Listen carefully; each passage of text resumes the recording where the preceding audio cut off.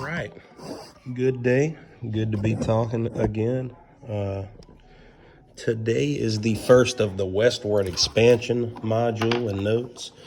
And if you just watch, we will go over themes, discussions, everything you need to know, and we'll get started. So the topic for this particular standard is westward expansion, and that simply refers to moving west on the map of the U.S. You might think about it as like a big blank chunk of land west of the Mississippi River. Not a lot of Americans had explored that area, and so we did some things. We bought land. We explored that land, and in order to increase the size and the economy of the U.S., the government simply wanted people to move out there to this new land. Like, we don't care how you do it, just get your tail out there. They even provided incentives for you to move out there, like the Homestead Act. That they would give you free land and money just to move out there and farm, and then you keep the land. So anyway, this whole process of moving west and expanding the country in a westward direction is called westward expansion.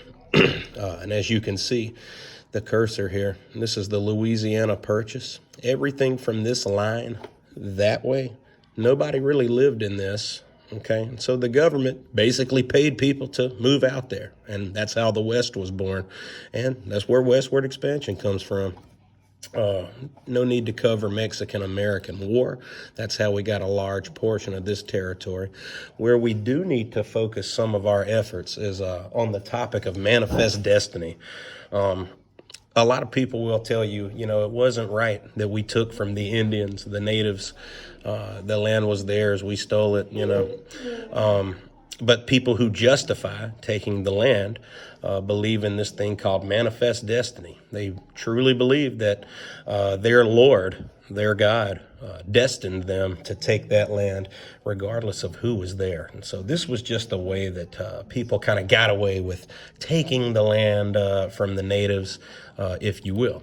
Okay, and here's kind of a cartoon about it. You see Columbia. She represents the U.S. Also, Columbia Pictures. You might see her with the torch at the beginning of movies. Notice she is moving in a western direction into this dark, abysmal landscape. But look what she brings with her. Light, peace, industry. Use the context clues here. Okay, we're going to move on to Indian affairs, or Native American affairs, however you'd like to establish that. But there are two main interactions between the U.S. government and Native Americans, and that is the Indian Removal Act of 1830. This basically took their land.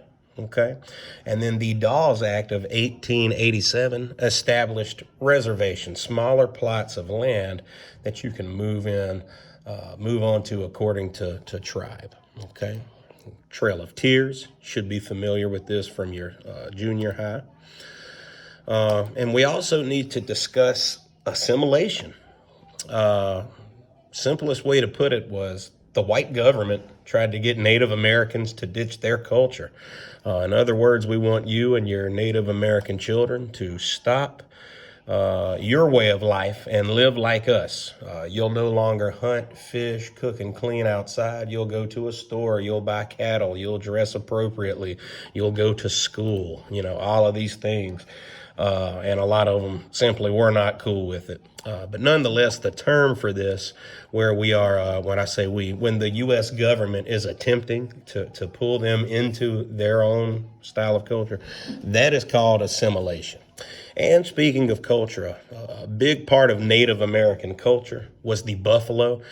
Be aware of the interaction between settlers and buffalo. Okay, it was the main food source for Native Americans living on the plain.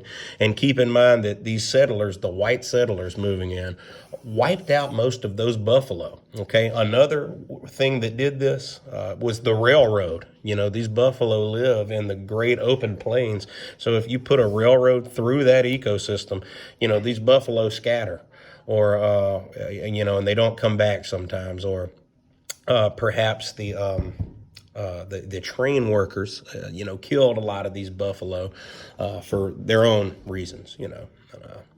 It's a very unfortunate event, but this is true. Okay, so keep in mind, buffalo buffalo extermination, we'll call it, was a bad problem for the natives. All right, so I already mentioned this, but let's discuss just some reasons to move out west. You might want to start over. Maybe you're escaping a bad marriage or trying to run away from an ex-girlfriend. I'm just kidding. Let's say you want to go out there and make some money. All right. The way to do that is the gold rush. We already discussed the Homestead Act. That simply means that the government will give you free land and a farm as long as you work on that land for 5 years.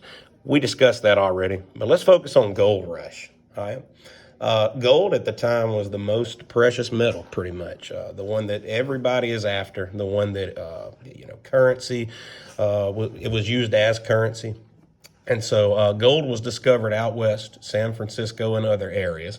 And so all of a sudden, everybody in their family wants to move to the west, to the American West. They want to find this gold, get rich, sell it, and live nicely.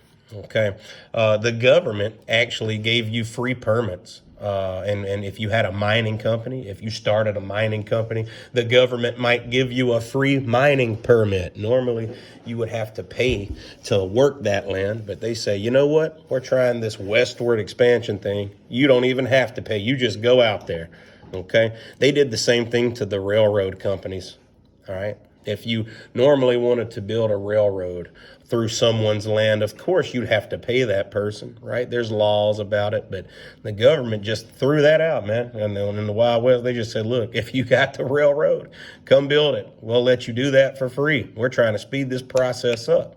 Okay, and that'll come into play later when we talk about the interconnectivity of the railroad.